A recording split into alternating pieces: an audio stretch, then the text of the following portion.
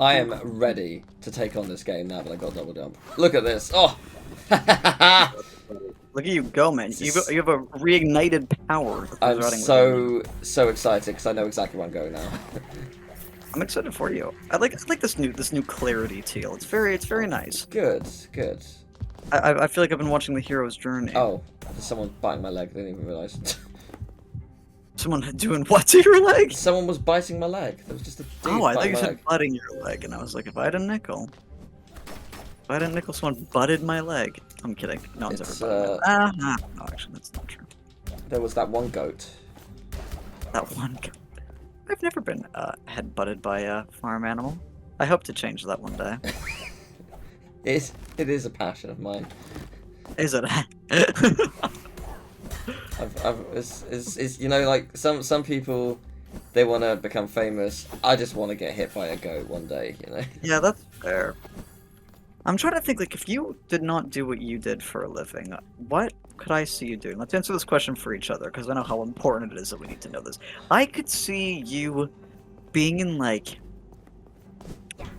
I think it would be something to do with other people, though, like social, not social work necessarily, but I think you would be really great at,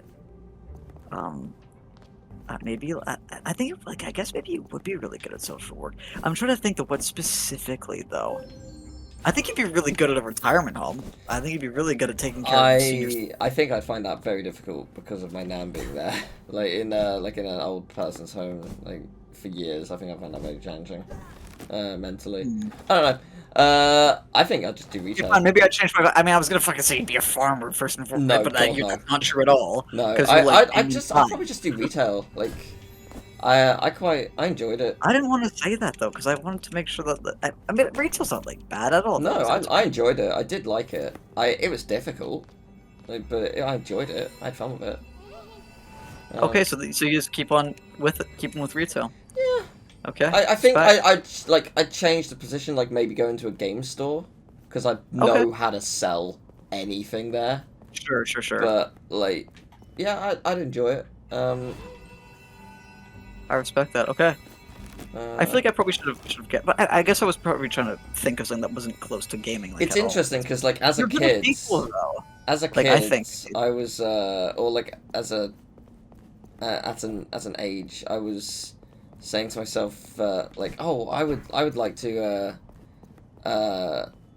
like, be a game tester. That'd be cool. And now that I, have friends who are.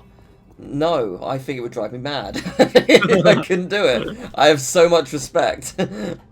It's an incredible job, and it's so important, and it's so impressive, and I could not do it. Like, I just couldn't. That's the funny thing is, I actually still don't know specifically like what goes into game testing, I guess, like, because to me, I'm just, you just play, like, I'm kind of that rudimentary viewpoint still, where it's like, you just play video games and that's your life, which presumably it's fucking not. Well, I mean, it is. I mean, I guess, like, but is the attention to, like, break it in some way, or, the thing is, like, okay, what's your favorite game of all time? Let's just say Bioshock. Let's round it off. Yeah, imagine you're a tester for Bioshock. What that means is you are playing the worst version of it, day in, day out, 8 hours a day, non-stop, and you're not going to ever get to enjoy the good version, because you've been playing the worst version of it. It would drive me mad. Like, what if it wasn't my favorite game? Like, what if it was just random games? Okay, yeah, sure. But it's the same principle. You'll never be able to enjoy the game. You're playing it day in and day out as a terrible version of that game, because it's not finished. Like, I would... Like, it would drive me absolutely bonkers. If it's a game that if it's a franchise that I'm not particularly, like, interested, or a genre I'm not particularly interested in, doubly so. Like, it would just... Interesting. Yeah, that's what it would do for me, personally. But, like, the good part about it is it's a puzzle, right? You're trying to work out what is wrong. Why has it done this? List exactly what happened, why you think it's done it, try and recreate it. That's a puzzle, that's exciting. That is fun. I would like that element of it. But it's just so much. Like, it's just... It would... Yeah, it would drive me nuts. I couldn't do it. Yeah, I guess I want to have like a lead-off comment after that, but I guess I haven't really thought about that reality enough to like have an opinion on it. So I mean, yeah, fair the fuck enough, I guess. If that's not something that you would be able to do, then fair. But yeah, so okay, so for you then, you'd go back to retail. Yeah, I would have said you would have been in social work of some capacity. Yeah, I don't know. I don't know if that's my thing or not. But I don't know. just... You're very like I'm not gonna say like an emotional person necessarily. Like, because again, I feel like, and maybe this is just like my own like bias or whatever. Because usually when I think like if you were to call somebody like an emotional person, we have this idea that like that's a bad thing, which I don't agree with that. So I would say that like you are an emotional person. In a way that I think like, I'd have qualms with it if you said you're an unstable person. Well, that too. Well, that as well. In addition to that, that's an interesting thought you have there. but no, I think that you're just very you're very aware of how people feel, and I think that awareness lends itself appropriately to guidance sometimes in some way, like just being in tune with the feelings of other people. So that's why I'd say that we're like in retail. I think like how I dissociate retail, and obviously this is me not thinking about it from like an actual like day in day out job, as I'm sure you are, but I kind of view it as almost like not like an ambivalence to people, but sort of like a dissociation from like dealing with people because they're so aggravating. So it almost feel like the opposite thing. Oh, that's I mean in the same way that like game testing, there's a puzzle. People are a puzzle. Trying to get them to not be annoyed or whatever. That's so. Is that not like the therapy in a nutshell, though? I guess they're a puzzle. Yeah, I guess so. But like it's like trying to serve a customer is satisfying. Especially when you know what they want and you know how you can get like them to be happy. Like it's a very clear path, I suppose. It's not like that one that's very maybe. I was because when I left my retail job, there was a place called the Grishies, which is it was like it's not a mall, but like it had multiple chains within the store, right? Yep. And we did my section was kitchenware, electronics, linens, and next door was lingerie, but I didn't do that because I'm a male. See. And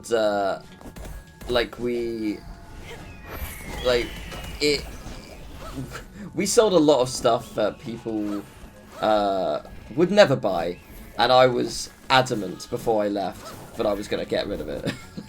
Oh yeah. And I did. We had a huge glass, and by huge I mean like torso-sized wine glass. No. I was like, I'm determined to get rid of this. This has been here for 4 years. This needs to go. Yeah. And go it did. Oh my god. I sold it on like the second to last day, and on the same day I sold a set of antique scales that we've had again for like 4 years. I know no one in the world would want these. You're just cracked. But I was just like, I'm getting rid of these. I've told this story before somewhere else, and someone was like, "Oh man, was it because you got commissioned?" Like, oh, if I got commissioned, I'd be working so much harder. Holy shit! Like, oh my god. It reminds me of that. Have you ever seen the movie Pretty Woman? No, I've not. I know of it. Oh, bastard! Okay, we got to do a movie night and watch them. I love that movie. We got to watch that movie anyway. But that's interesting. So if you were on commission, obviously, you'd be pushing yourself a lot harder. Yeah. Things I sold coffee machines worth $1,000, so I would be happy. I'd be living comfortably if I was on commission, because I could sell them easily. Like it was not a chore to sell coffee machines because people like coffee. You just have to convince them, and not in a malicious way. I mean in a genuine like. You just need to convince them that actually your life would be a lot better if you were having coffee that tasted good. Wow, that's so okay. So you got the pizzazz then. You got the flavor. Because I mean, like, able to do that. It's like it's not hard. it's just telling people the truth. Like okay, it's like what's your budget? Like, it's like okay, I have no money. Cool. Do you want coffee? Yes. Okay. You have two options. You have this where you'll be like putting in some granules and it's gonna be fine. Or you can get this machine for about 100 where you put in pods. You have to buy the pods, but the pods will be actually pretty good. and you know, like it's only 100. Like that's not that bad given what you're getting. Like you know, Yeah. like so it's depending on what's your budget. Are you willing to spend that much? And the answer is usually sure, why not? Interesting. But if it's someone who's got a lot of money, and bear in mind this is Jersey, so of course people do. It's an island. That's a tax break. Tax haven. Yeah. So you know, people have money. You know, if you're doing that, like, you just say, okay, like, how much do you love coffee? It's like, I love it. Like, okay, great. Does it annoy you to have to buy pods? Like, yes. Okay. Does it annoy you to have to do any sort of cleaning? Like, yeah, it does. Like, okay. Do you want coffee to taste so much nicer than a pod? Like, yes, I do. Great. Here's a $1,000 machine. so you're applying the basic logic to your high quality product. Pretty much. It's super easy because it's just like, and it's not like being misleading or anything. It is genuinely a case of like think about it. Like, and there were some in between as well. There were like 300, 500, 700. Some of them are not as nice. Like some of them self clean, some of them do this, some of them like you know, it's depending on what you want. And it's also some of it is brand. Some people want this brand versus that, and it's like, okay, well, here you go, done. But it's just not hard. Fair enough, man. If I was doing gaming, it would be even easier.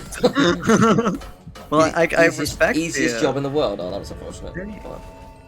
I respect the mindset, the grind set, as it were. Yeah. I feel like I wouldn't be good enough at just communicating with people. I think that would be my problem. Oh, I was terrible at it. To be fair, you get better. Practice. I was a shy wreck. So it was probably good for that then, I guess, wasn't it? Yeah, it really built confidence. A couple of things built confidence out of necessity. One, retail work, because especially when I got that job, because it was much more open. The room was lighter. When I was working at the chocolate shop, it was a very dark room, and it was a very small store. So like it's you know because of that it does ruin you a bit, I guess. Like okay. Just because it's too condensed. You want a wide open space where you can and a light area where you can like properly enjoy the world.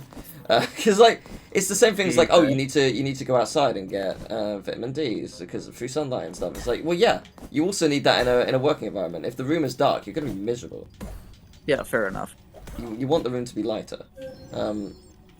So that helps as well. But the other thing was I got sent to E3, so I kind of had to do some part of this job that I've never done before, and I had to learn how to talk to people and you know. Yeah.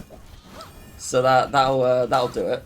Yeah, you've had a lot of you know, a lot of training in some ways, eh? Yeah. Like inescapable training. So I guess it is escapable. You either do it or, you know, maybe you miss out on some opportunities that you'd rather be a part of, right? But it was just like, okay, I guess I'm gonna have to chat to people, and I didn't do the best job all the time because I was stupid and young and inexperienced and whatever. But you do get better.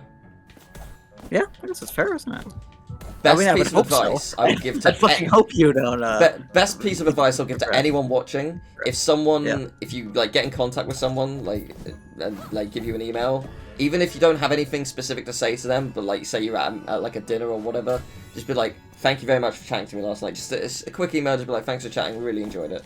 Just a quick thing, because it goes a long way. I learned that the hard way. Just because I was nervous and shy and inexperienced and stupid and I just thought, oh, they're not going to want to hear from me. They don't care about that. Yeah. But they do. If they were chatting to you over the course of the night, or like if they were, even if it was like a 10-minute thing and they give you a card or they chat to you or whatever, just be like, oh, just be pleasant and respond and be like, oh, it was really nice chatting to you. I hope to talk again soon. And it'll aid you a lot. Best piece of advice I can ever give. I think that's some great advice. Yeah, the networking thing has always been tough for me, but it's also super hard. I think it's because again, like I think at the core of it, like it always feels very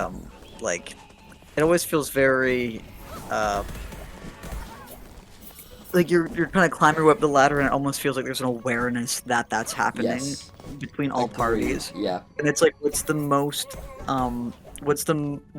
like eloquent and respectful way in which you can go about that, where it almost comes across as you not doing that at all. And I hate that. Because to me, I'm a very like, I would much prefer to say something explicitly how it is, and kind of even like if it fucking devolves into an hour conversation about why that situation has to be handled the way that it is. I'm happy to have the kind of that sort of outside looking in perspective, but to be in that moment and kind of play that role is very, very hard for me because of how disingenuous, when I think it's the word, how disingenuous it feels. Genuine, yeah. It's genuine, not same genuous. Yeah. It just doesn't really feel good to me. So that's a very hard thing. But I think as what you're saying though, which is very true. And I've done like a little bit of networking obviously here and there as like part of my career, and it definitely is fundamentally being a respectful and kind and engaged person it actually goes such a long way, because the amount of people that I'm sure you've interacted with, as I'm sure anybody does in their lifetime, the amount of people who are actually able to, or not even able to, but seem engaged with what you're talking about, it's actually not as high as you might think. So when you do engage in with somebody in that way, it does stand out, even if you were somebody who maybe shared a fucking 50-minute conversation with. So I think like there is there's like a method to the madness of networking for sure, if you can get past like the social sort of skewed nature, so the performative qualities of networking. I think there is a way to go about it. And I'll also echo a piece of advice from my good friend Mike Stout, who's worked on Skylanders and Ratchet and Clank and a bunch of other games. Very, very talented developer, very talented speaker, very, very talented at being able to convey what you need to do within the job and how it works, and just like incredibly cool to listen to him talk in any capacity. But rule number 1, thou shalt not talk shit.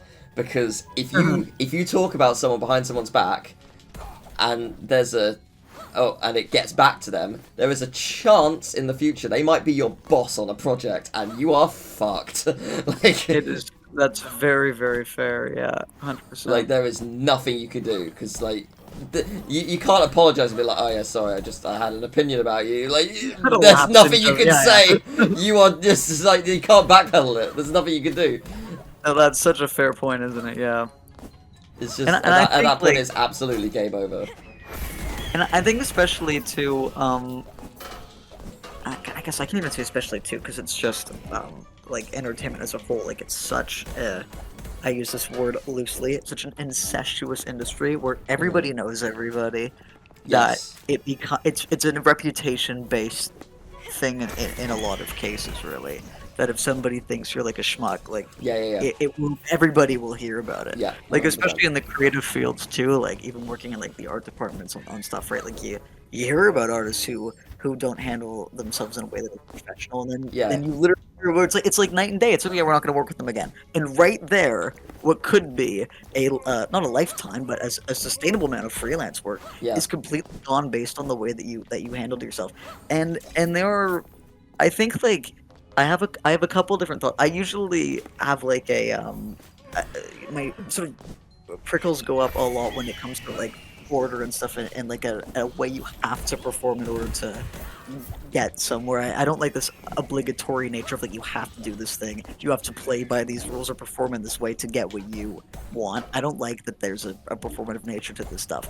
But I think fundamentally though, like, again, it does just reside on like, if you are a nice person and you actually care about people, and you care about what you do, and you're respectful of people's time and what they have to say, and even if they are disrespectful to you, you hold your head up high and you go, okay, well, better off without that thing anyway. You have a level of respect and stuff. All the best qualities that one can muster, they are completely connected to what I would believe. Again, luck does play a certain level in the success of particular careers, but as long as you have those sets of characteristics, nothing can go wrong within your own control, I suppose. When it gets into the main stage of luck and maybe not having the opportunities where you would like to have them in that way, then there's less control over it. But if you are a good person and you speak in such a way where you are patient with people and you're kind and you have the skill set to prove that you're competent in a way, then nothing can go wrong there. So even if it's like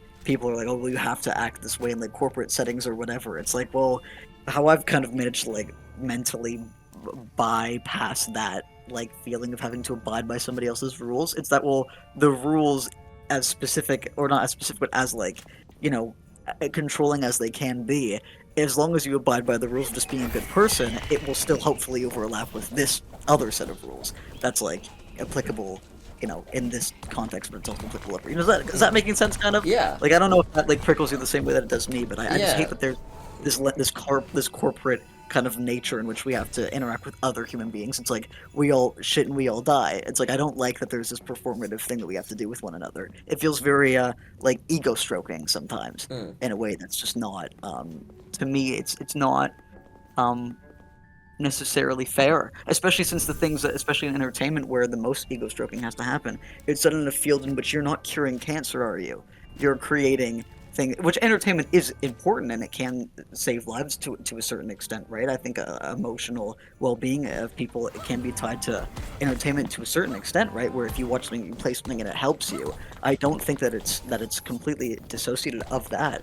But at the core of the entertainment industry, it's not based on curing things that are constantly affecting families. It's based on selling something, right? It's a different situation. So to me, I also kind of have like a bit of a distance from like the meaning of performing in that capacity as well. I don't know. That was maybe a long ramble on something you didn't even ask, but that is my opinion on whatever I just rambled about.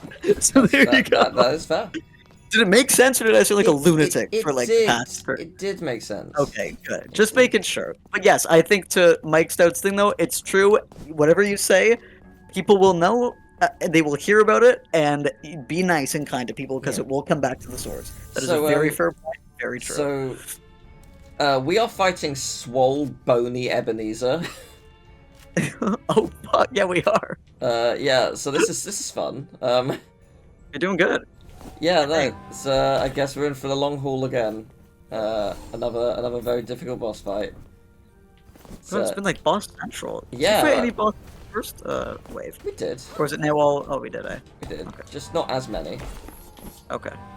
But a few. Yeah, we got a couple. Got a couple then. How's this one though? Is it playing okay? Or? I'm still learning it, but yeah, I think we're getting there. I'm understanding. Okay. My mistake was thinking I had to defeat the shield it had when I just had to wait. So Gotcha. like that was what killed the first run, and that's fair enough. That's on me. It happens. Oops. It's very Hollow Knight attacks here. You know, I'm thinking about, did Shovel Knight come after Hollow Knight? So what? What do you mean? Did the game Shovel Knight come after Hollow Oh, Knight? Shovel. Sorry, I didn't hear Shovel Knight. I heard, did things come out after Hollow Knight? Like, what are you talking about, basically? You're like, well, you know what? I know. Yes. You'll never guess what this. But I think Shovel Knight was a year or two before. Okay, interesting. I'm pretty sure. I've not played any of its like DLC stuff. I've only played its base game. But they're releasing a like a deluxe edition next year, which is gonna have every DLC. It's got even more stuff. Like I think every character is gonna be playable. It's got loads of cheats. It's even got like the 3D function from the 3DS version. Like they're just including everything of it, all versions, which is pretty cool. You know what? The funny thing, I've wanted to play Shovel Knight for so long. I haven't even played it yet. You know, that's fair enough. I hadn't played it for a while. I like it a lot. I didn't love it when I played it, but I think that was because of like just the mind space I was in at the time. Okay, fair enough. So I'm looking forward to playing it again when its deluxe edition comes out, because I'm sure it'll be great. Yeah, I mean, because I mean, well, obviously there was like raving reviews about it for ages, wasn't there? Yeah, I mean, it's, well, to be fair, like, people also, like, it's very much like a Mega Man game. People were craving a Mega Man title for a while, because there hadn't been one for ages, I think. And then they all exploded after that, then, I guess, didn't they? I guess so. Because didn't Owlboy come out, too, in that span of time? Yeah, Owlboy was around then. There's also Mighty Number 9, lest we forget. Mighty Number 9. I love all the 2D effects, eh? In the game, like, in this one. Yeah, this fight is hard, though. I have no idea if I'm close or not. Oh, well, not anymore. I'm gonna regret using that. It is weird that there's no health bar. I don't know. How do you feel about that? It obviously makes it I harder. mean, Hollow Knight doesn't either. That's true, yeah. Hollow Knight doesn't. I guess you just get used to the patterns, don't you? Yeah, it's... Stages. You have a vague idea, I guess, if you're getting close. That's all you can really hope for. Well, you can hope for damn a vague idea.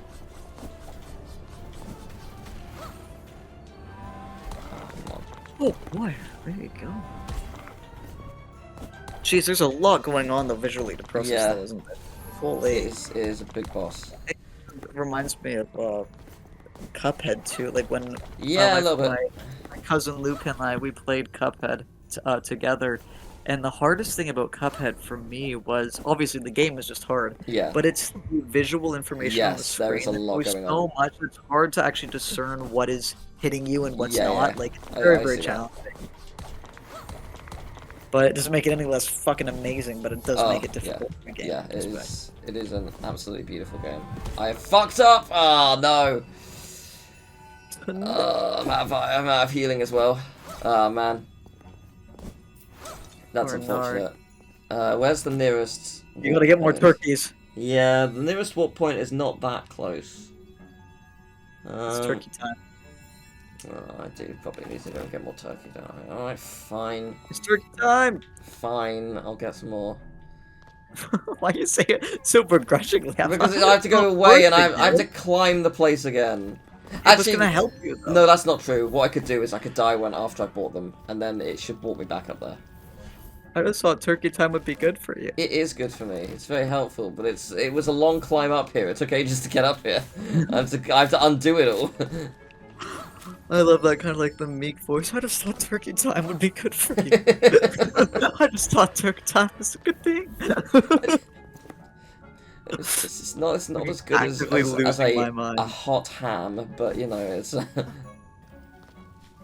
Oh my goodness me. Yum yum yum. Yes. This way, okay. Okay, we're back. Okay, it's not that far. It is, but it's not. But it is. I can officially swim under the water in my game, Teal. So yay! Congratulations! Thank you.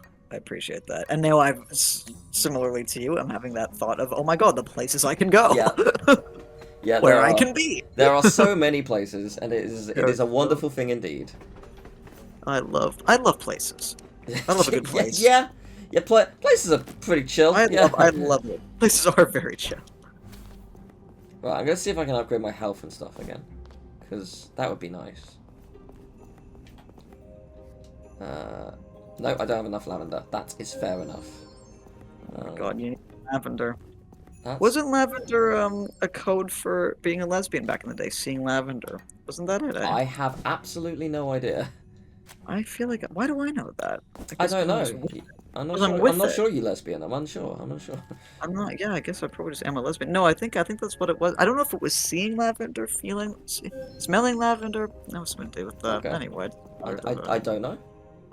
I mean, I don't know if it's still code. If hopefully we're in a climate where you can just say I am a fucking lesbian. Yeah. Well, and I'm damn proud of it. I'm just a lesbian, and it's awesome. Yeah. But I kind of like, I don't know, I like the lavender thing. It's very pretty, isn't it? I love a good lavender. But maybe I'm just partial to the flower though. Maybe it hasn't to do with lesbians at all. Maybe it's just I just like the concept of people saying lavender, I guess. And it's like secret codes. Maybe that's it. I think we've really cracked the code. You've done it. Literally. Congratulations. Thank you so much. Congratulations, you shit. Or was it young shit? What was it again? Young shit. Isn't that one of your quotes? Yeah. It was from Raven. From That's So Raven? No, Raven is a UK quiz. Oh, yes, I remember it. It was a Scottish guy. Origin of the Night Squad was on that, wasn't it? No, that that was the year after. Raven was the 24-hour stream that I did with Sam. Okay. And I just remember being involved with Raven in some way. I mean, you might have watched it. You weren't involved in it. It was just me and Sam. False memory. But and I know that because I literally edited the best of it for it recently. So, fair enough. But yeah, it was good. It was just Raven was basically like Taskmaster, but for kids. Oh, cool. It was a BBC like show that did that kind of thing. It was cool. It was fun to watch. As a kid, I always wanted to be on it. Aww. But I didn't live in the What UK. year did you say that was? Oh, the video was 2014. The show was Holy shit. The show was really early. But even the video being 2014 is alarming, isn't it? Yeah, I guess. That's so long ago. Yeah, it was. I'm gonna die on purpose, just to be clear. I'm sure. Yes, it did put me up, didn't it? Did it put me up top? Yes, it did! Ha ha ha!